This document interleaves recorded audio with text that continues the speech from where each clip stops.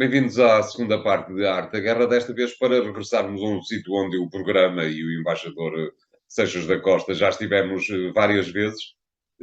Israel. Israel está a passar por uma fase de forte pressão interna e externa. O secretário de Estado dos Estados Unidos está, no início desta semana, em viagem exatamente para Israel, depois de ter passado pelo Egito. Mas o que eu perguntava ao embaixador era mais particularmente o que é que lhe parece que é a agenda, provavelmente eh, escondida, mas não muito, do novo governo relativamente do novo governo israelita relativamente ao Irão. É cada vez mais evidente que pode acontecer uma guerra declarada, aberta, naquela região do Médio Oriente, não lhe parece, embaixador? O- Há uma tradição no mundo democrático, e mesmo não democrático, em que os conflitos de natureza interna disfarçam-se através de uma agenda externa comum. Isso acontece em vários. Eu lembro-me, por exemplo, da intervenção da Argentina nas Malvinas, barra Falkland, e lembro-me de um conjunto de outras ações de natureza internacional levadas a cabo por países como fatores unificadores. Israel sabe que esta guerra contra o Irão é um fator unificador dentro de Israel. E um governo tão frágil como é o governo israelita, porque vive praticamente, neste momento, inclusivamente os membros do governo, os partidos que estão dentro do governo já não têm maioria, porque houve um que entretanto saiu, embora mantenha o apoio parlamentar, mas não tem maioria dentro do governo. É um governo frágil. E os governos frágeis tendem sempre a mostrar-se fortes no plano externo. E Israel sabe que a questão do Irão é uma questão importante, não apenas para os israelitas, que vivem o Irão como uma ameaça permanente à sua segurança, já foi mais no passado, tendo em conta que, enfim, a sua periferia era mais perigosa e somada à ameaça do Irão, acabava por converter-se num fator de segurança, num fator de insegurança bastante grave, mas o Irão é uma ameaça a Israel. E além disso, Israel sabe que ao afrontar o Irão está a dar música aos ouvidos dos países ocidentais, que não tendo na sua agenda imediata uma ação militar para, por exemplo, pôr cobro àquilo que é o esforço claríssimo que o Irão está a fazer no sentido de ter uma bomba nuclear, o mundo ocidental, esse mundo ocidental, barra Estados Unidos e também a União Europeia, verá com bons olhos, ou isto é, fechará os olhos, no caso de Israel ter ações dentro do Irão que possam debilitar a capacidade nuclear potencial que o Irão hoje tem. Portanto, quer dizer que declarar guerra ao Irão é uma opção pacífica, se for tomada. Eu não sei se vale a pena declarar guerra. Israel, na semana passada, eu acho que isto é um segredo de polichinelo, fez ataques com drones a estruturas do aparelho militar industrial iraniano, como já tinha feito no passado, em 1921, a um centro de 2021. centrifugação, peço desculpa, 2021, um centro de centrifugação nuclear, como de vez em quando faz, com ações várias. Israel tem um conjunto de ações, aliás, o Washington, o Jerusalem Post traz uma frase interessante, porque diz que provavelmente, não diz que não foi o Mossad, mas diz que há agências ligadas ao Mossad que criaram capacidades próprias nesta área. E, portanto, significa que Israel é capaz de fazer essa ação, esse dirty work, pelos outros que têm mais peso em mostrar-se agressivos nessa matéria. Porque uma ação feita pelo Reino Unido, ou pela Alemanha, ou pelos Estados Unidos, seria sempre mais complicada, do ponto de vista da apresentação. Israel tem este recorde de poder fazer este tipo de ações, e, portanto, funciona à margem da lei internacional, mas hoje em dia funcionar à margem da lei internacional já é quase uma lei.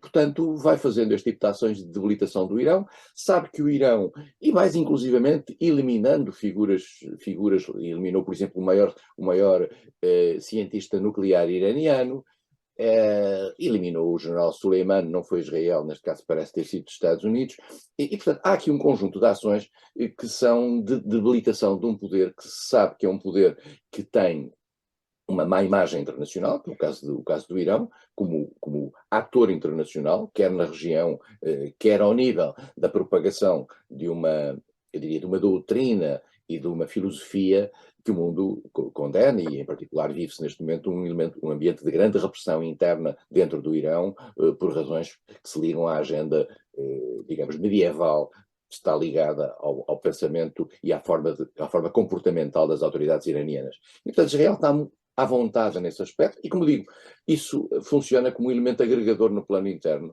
e Netanyahu não será punido dentro de Israel por atacar o Irão. A ideia que dá, de qualquer maneira, é que, principalmente o governo, este novo governo de Netanyahu, parece pretender que qualquer iniciativa que Israel faça relativamente ao Irão tem como contrapartida permitir ao mesmo governo israelita fazer mais ou menos aquilo que lhe apetece internamente para desgraça da Palestina, não lhe parece? É uma espécie de moeda de troca. Israel é uma espécie de presença ocidental dentro do Médio Oriente. E tem a cobertura essencial e final dos Estados Unidos, dos dois partidos nos Estados Unidos, e uma complacência quase sem limites por parte dos países europeus, porquanto dentro dos países europeus, havendo alguns que criticam ações de Israel, outros não as criticam, e mais do que isso, outros fazem porque a União Europeia as não critica. E, portanto, Israel divide a União Europeia. E isso tem dado a Israel a força para avançar. E como digo, com ações como estas que tem, e atitudes como estas que tem com o Irão. Depois, com ações de apaziguamento, nomeadamente o governo anterior, como foram os acordos de Abraão e a capacidade de começar a atenuar a tensão com os países árabes, com alguns países árabes, não com todos.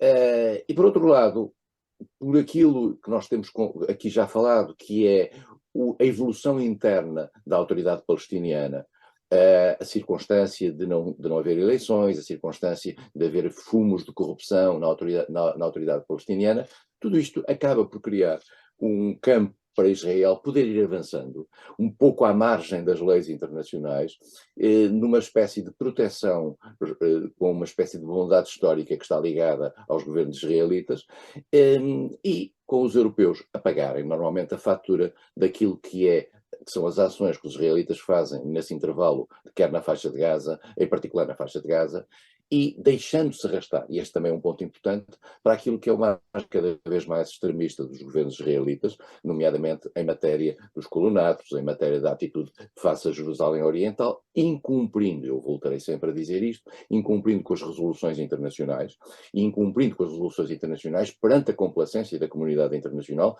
nomeadamente daquela que subscreveu estas mesmas resoluções.